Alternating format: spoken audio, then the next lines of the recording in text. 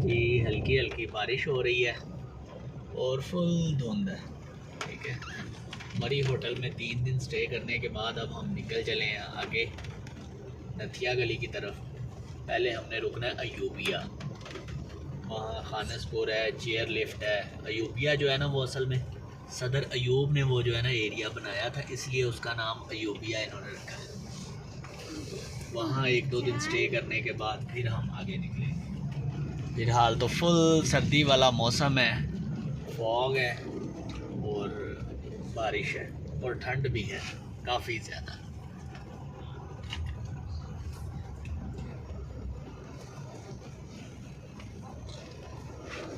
आज हमारे ट्रिप को हो चुके हैं 7 दिन। सुबह 8 दिन पूरे हो जाएंगे। जुम्मे वाले दिन घर से निकले थे और सुबह इंशाल्लाह जुम्मे।